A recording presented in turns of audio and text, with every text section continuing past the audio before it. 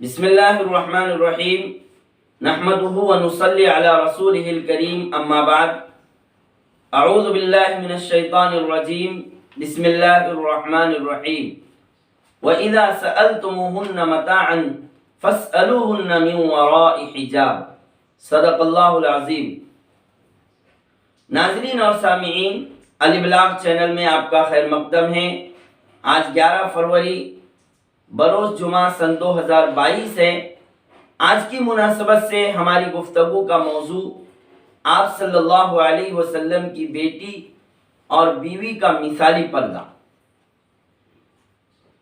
اسلام میں ہر مسلمان عورت کے لیے پردے کا بڑے اہتمام کے ساتھ اور سختی کے ساتھ حکم دیا گیا ہے۔ قرآن مجید میں حضور پاک صلی اللہ علیہ وسلم کی ازواج مطہرات کے لیے پردے کا واضح حکم موجود ہے۔ اللہ تعالیٰ فرما رہے ہیں وَإِذَا سَأَلْتُمُوهُنَّ مَتَاعًا فَاسْأَلُوهُنَّ مِنْ وَرَاءِ حِجَابٍ۔ لہذا اس سے یہ سمجھنا اور یہ کہنا کہ یہ حکم تو صرف ازواج مطہرات کے لیے ہے،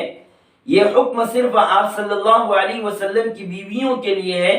قطعاً مناسب اور صحیح بات نہیں ہے۔ آپ کی بیویاں پردے کے حکم سے بری اور الگ نہیں تو پھر کون مسلمان خاتون اس سے بری و ذمہ ہو سکتی ہے؟ حضور پاک صلی اللہ علیہ وسلم کی ازواج مطہرات کے علاوہ آپ کی بیٹی حضرت فاطمہ رضی اللہ عنہا نے بھی پردے کا اپنی زندگی اور موت کے بعد بھی مثالی کردار ادا کر کے امت مسلمہ کی تمام بیٹیوں کو پردہ اور حجاب کا درس اور پیغام دے کر بڑا احسان کیا ہے۔ حضرت فاطمہ رضی اللہ عنہا کے پردے کے متعلق شہرۂ آفاق وصیت سنہری حروف سے لکھے جانے کے قابل ہے، جو آپ رضی اللہ عنہا نے مرنے سے پہلے اپنے شوہر شیر خدا حضرت علی کرم اللہ وجہہ سے فرمائی تھی۔ حضرت فاطمہ رضی اللہ عنہا نے فرمایا تھا کہ میرا چہرہ تو درکنار، میرے جسم کا سایہ بھی کسی غیر محرم مرد نے میری زندگی میں دیکھا تک نہیں ہے۔ آپ رضی اللہ عنہا فرماتی ہیں کہ میں رسول اللہ صلی اللہ علیہ وسلم کی بیٹی ہوں، میں چاہتی ہوں کہ میرے مرنے کے بعد بھی میرے کفن کی سفیدی کو کوئی نہ دیکھ سکے، اور مرنے کے بعد میرا جنازہ دن کے بجائے رات میں اٹھایا جائے۔ چنانچہ تاریخ اسلام گواہ ہے کہ آپ کے مرنے کے بعد آپ کی وصیت کے مطابق حضرت فاطمہ رضی اللہ عنہا کی تاکید کے مطابق آپ کے کفن کو سیاہ اور کالی چادر سے ڈھانپ دیا گیا اور آپ کا جنازہ دن کے بجائے رات میں اٹھایا گیا۔ یہ ہے آپ صلی اللہ علیہ وسلم کی بیٹی حضرت فاطمہ رضی اللہ عنہا کا مثالی حجاب اور پردہ۔ ناظرین، اسلام میں پردے کی اہمیت اور حجاب کی پابندی کو دیکھنا ہے تو ام المؤمنین حضرت عائشہ رضی اللہ عنہا کا کردار دیکھو۔ حضرت عائشہ رضی اللہ عنہا آپ صلی اللہ علیہ وسلم کی زوجہ مطہرہ فرماتی ہیں کہ آپ صلی اللہ علیہ وسلم کے وصال اور مدفون ہونے کے بعد میرے والد حضرت ابو بکر صدیق رضی اللہ عنہ میرے حجرے میں دفن ہوئے۔ میں گھر کا کام اسی حجرے میں کرتی تھی۔ اگر میرے سر سے دوپٹہ سرک جاتا تو میں اس کی کوئی فکر نہ کرتی اور میں ویسے ہی کام کر لیتی تھی، اس لیے کہ دونوں میرے لیے محرم تھے، ایک میرے شوہر تھے اور ایک میرے باپ تھے۔ لیکن جب اس امت مسلمہ کے محسن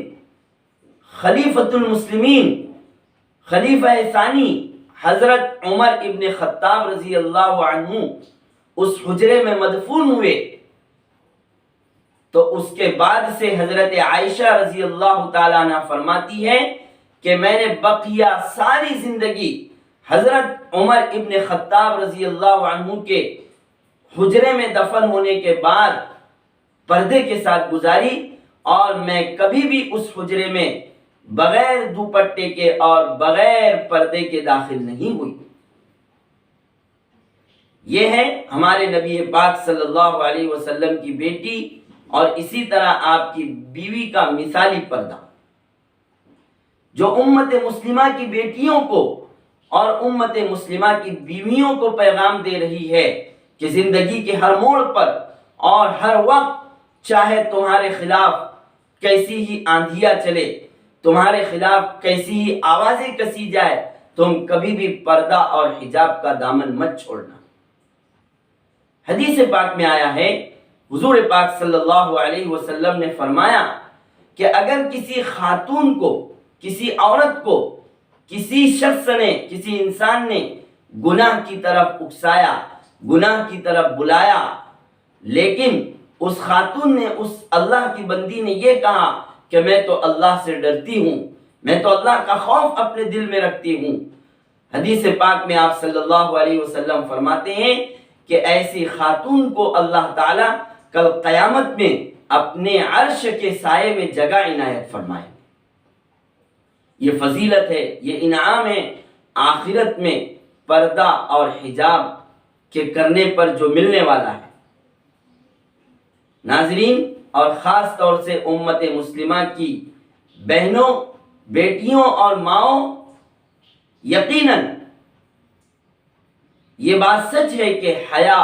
پردہ اور پاک دامنی یہ قدرتی اور فطری چیز ہے، اللہ تعالیٰ کی طرف سے دی ہوئی ہے، لیکن اس پردے پر اور اس حجاب پر اور پاک دامنی اور حیاداری کے ساتھ زندگی گزارنا اس دنیا میں بڑا مشکل اور کٹھن کام ہے، بڑا محنت والا کام ہے۔ اسی لیے علماء کرام فرماتے ہیں کہ پردے والی خاتون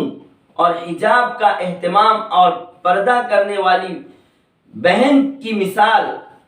اس سپاہی اور اس عسکری کی طرح ہے جو میدان جنگ میں اور دشمنوں کے خلاف لڑائی کے میدان میں فتح حاصل کرتا ہے اور جیت حاصل کرتا ہے اور فتح کا جھنڈا لہرا لیتا ہے۔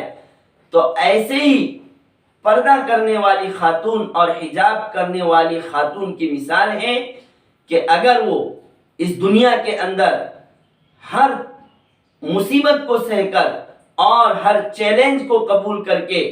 اپنے پردے کی پابندی کرتی ہے، اپنے حجاب کی پابندی کرتی ہے، تو وہ اسی عسکری اور سپاہی کی طرح ہے